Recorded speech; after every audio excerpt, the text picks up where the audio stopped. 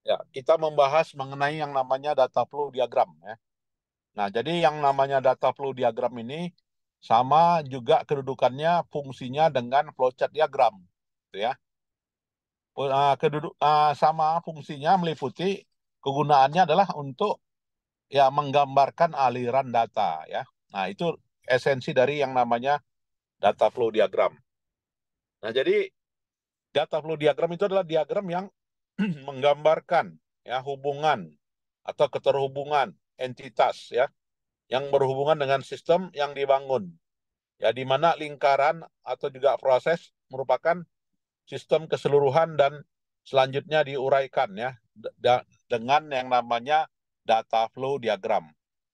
Nah, jadi kalau kalau kita sebagai auditor gitu ya, sebagai auditor atau juga sebagai perancang sistem, nah penyusunan data flow diagram ini diperlukan ya sebelum kita menghasilkan rancangan. Bagaimana bentuk formulir, bagaimana bentuk uh, apa ya sales order, bagaimana bentuk purchase order. Nah, maka harus ada namanya perancangan formulir gitu ya. Dan perancangan formulir bagian dari yang namanya data flow diagram ya. Nah, jadi pengertiannya ini data flow diagram adalah diagram yang menggambarkan aliran berjalannya data analisa atau perancangan sistem agar mudah dikomunikasikan kepada pengguna. Nah, jadi yang sistem yang begitu luas, sistem yang begitu rumit, ya kan akan sederhana digambarkan ya dengan menggunakan yang namanya data flow diagram. Nah, jadi data flow diagram itu mulai dari kita menganalisa kebutuhan ya atau disebut dengan requirement analysis, kemudian pada fase desain, ya pada fase implementasi, pada fase testing ya dan juga pada fase evolution itu kan yang semuanya adalah siklus hidup pengembangan perangkat lunak ya kan. Nah, jadi dalam dalam hal ini adalah data flow diagram memudahkan ya atau juga agar dapat menggambarkan berjalannya sistem ya sehingga dapat mudah dikomunikasikan kepada pengguna ya atau kepada pembangun program ya. Nah, itu namanya data flow diagram. Nah, untuk menggambar data flow diagram ada 4 aja simbolnya itu kan. Kalau kita menggambar flowchart kan simbolnya ada 5 ya kan. Simbol input output, simbol proses, simbol storage, simbol data flow kan gitu kan dan simbol lainnya. Itu kan ada 5 ya kan. Nah, kalau di dalam apa ini gitu ya. Kalau kita di dalam data flow diagram ada 4 ini. Pertama adalah entitas. Ya kan itu gambar entitas itu. Apa gunanya entitas?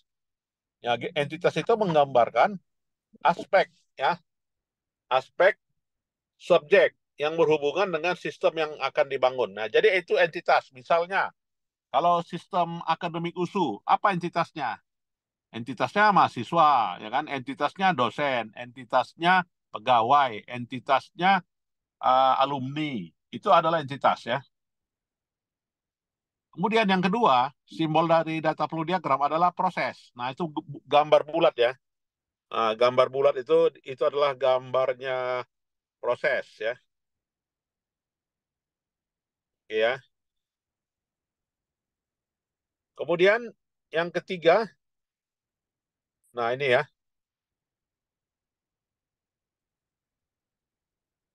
Nah, ini adalah simbol proses.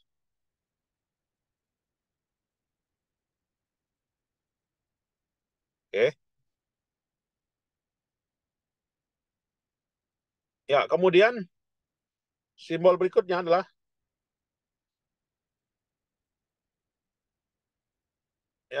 berikutnya adalah simbol data store. Nah, kalau dia simbol data store yang bagaimana? Nah, simbol data store itu adalah simbol yang ditunjukkan dari tanda garis dua. Nah, artinya apa? Data store itu. Data store itu adalah tempat menyimpan data, gitu kan? Nah, tempat menyimpan data. Nah, yang ketiga ya kan. Oke ya, yang keempat itulah simbol tanda panah, ya kan? Nah, simbol tanda panah itu adalah simbol apa?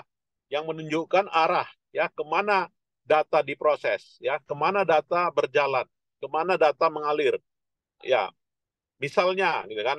Misalnya bagaimana uh, mengalir, misalnya bagaimana mengalirkan dari dari departemen penjualan, gitu kan? Ya kan, dari departemen penjualan ya ke departemen gudang, ya ke departemen gudang.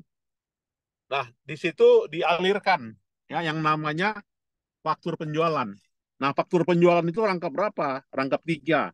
Nah, maka rangkap 3 itu simbolnya adalah dialirkan, maka simbolnya tanda panah itu ya. Nah, itu.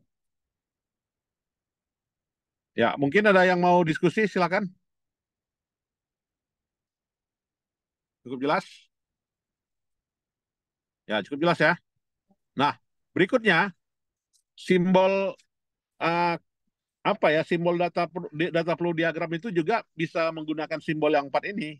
Nah, yang tergambar itu. Jadi bedanya tadi adalah simbol proses beda ya. Kalau tadi proses itu bulat ya, sekarang simbol prosesnya itu segi apa ya, rectangle istilahnya ya kan, simbol segi 4. Kemudian simbol tabel, nah, atau juga menggunakan simbol store ya, ya simbol store yang seperti yang saya tunjukkan di layar ini gitu ya. Nah ini, nah ini ya,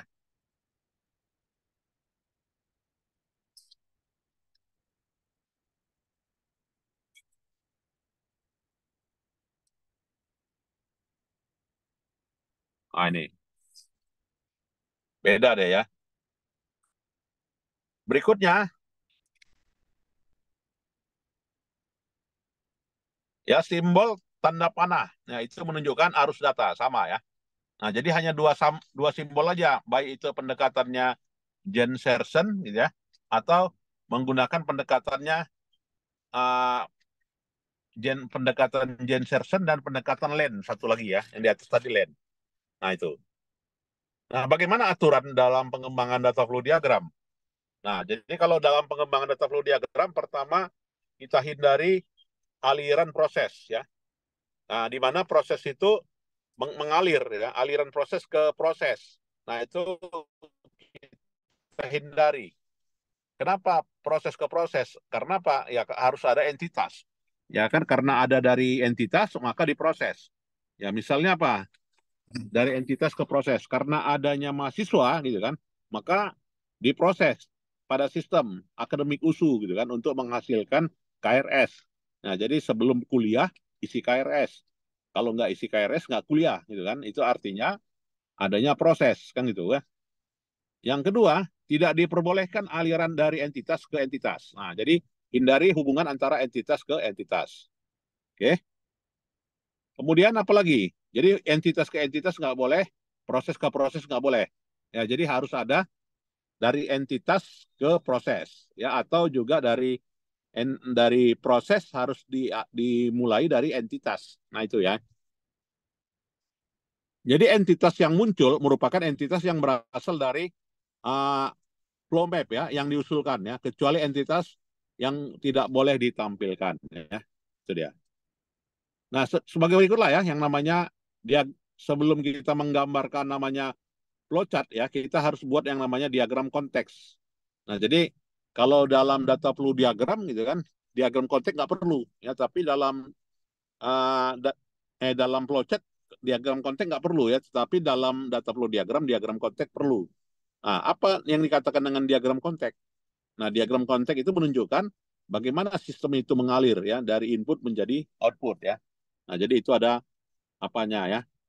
Kita lihat situ penyewa dengan pemilik ya. Bagaimana sistem informasi rental mobil gitu kan. Rental mobil itu terjadi karena ada yang nyewa gitu kan. Karena ada yang nyewa kepada pemilik ya kan. Yang nyewa itu mengisi data sewa ya kan. Siapa nama yang menyewa, nomor HP-nya gitu kan. Kapan mengambilnya gitu kan. Kemudian kepada pemilik dia akan mengalirkan data gitu ya yang namanya data mobilnya, ya kan, harga rentalnya, denda keterlambatannya. Itu ya, itu yang menunjukkan aliran diagram konteks. Oke. Ada yang mau bertanya? Silakan. Cukup jelas ya. Nah, jadi inilah yang namanya sistem informasi mobil. Nah, selanjutnya disusunlah data flow diagram. Nah, jadi ada berapa proses orang merental itu? Prosesnya ada, nah itu ada 10, 20, 30, 40, 50. Berarti apa? Ada 5 proses. Ya kan? 5 proses. Dimulai dari proses daftar mobil. Ya. Di mana daftar mobil di sini karena apa? Ya, karena daftar mobil yang disewakan, gitu ya. Kemudian diinputlah data proses sewa, ya kan? Diinput data sewa, ya, yang meliputi tanggal berapa menyewa, kemudian yang disewa apa, ya, kemudian diproses lagi berikutnya, yaitu proses data rental mobil. Ya, dalam proses data rental mobil dikirimkanlah data rental, ya. Ya, selanjutnya diproses lagi yang namanya data pengambilan mobil, gitu ya. Selanjutnya dari data pengambilan mobil apa ya? Dilanjutkan kepada cetak laporan. Nah, ini jadi ada 5 proses ya dalam menggambar yang namanya data flow diagram. Nah, jadi data flow diagram ini wajib apa ya dimiliki kemampuannya oleh mahasiswa ya, terutama mahasiswa ilmu akuntansi. Oke. Nah, berikutnya ketika perancangan sistem ya, terutama perancangan formulir ya. Kalau tadi katanya daftar mobil itu adalah proses kan gitu kan. Nah, apa saja atributnya? Nah, atributnya itu adalah nomor plat kendaraan, nama mobilnya apa, jenis mobilnya minibus, MPV, tahun produksinya gitu kan. Nah, itulah jadi simbol simpan ya. Disitulah dia di plat mobil, nama mobil, jenis mobil, tahun produksi ya. Selanjutnya daftar penyewa. Nah, daftar penyewa diproses. Ya, diproses itu inilah siap ID penyewa, daftar nama penyewa, nomor KTP dan juga memuat apa ya. Nah, jadi di situ formulir apanya, perancangan sistemnya ya. Berikutnya perancangan sistem data rental mobil. Nah, jadi mulai dari nomor KTP, nama penyewa, ya, nomor HP, alamat, ya, ID, gitu kan, nama mobil, tanggal rental, lama sewa, ya, harga sewa dan total harga, ya. Selanjutnya apa? Simpan, ya, simpan. Kemudian proses berikutnya adalah proses data pengembalian mobil. Nah, waktu pengembalian diinput lagi, ID pengembalian, ID pinjaman, nomor KTP, nama, sampai pada denda, ya. Selanjutnya simpan. Oke. Ya, kemudian pada cetak laporan, ya maka dicetaklah laporan. Jenis laporannya apa? Cetaknya berdasarkan periode kapan ke kapan, ya. Selanjutnya dicetak, ya. Nah, itulah ya yang namanya data flow diagram, ya. Jadi gambarannya data flow diagram itu kalau kita merancang sistem, ya, merancang menu, ya, merancang aliran data, ya, data yang diinput. Jadi kalau ada dengan kata lain, inilah prosesnya ada 5 ya. Jadi 5 proses itu ada yang diinput. Silakan ada yang mau bertanya, berdiskusi silakan. Ada? Nggak ada, Pak. Cukup jelas ya? Baik, kalau cukup jelas saya kira ini itu sajalah ya bahan hari ini dan kita lanjutkan ya minggu depan ya. Terima kasih, selamat sore. Assalamualaikum warahmatullahi wabarakatuh. Terima kasih, Pak. Ya. Terima kasih, Pak. Sama-sama. Boleh meninggalkan ruangan. Terima kasih. Makasih, Pak. Makasih, Pak. Ya, sama-sama.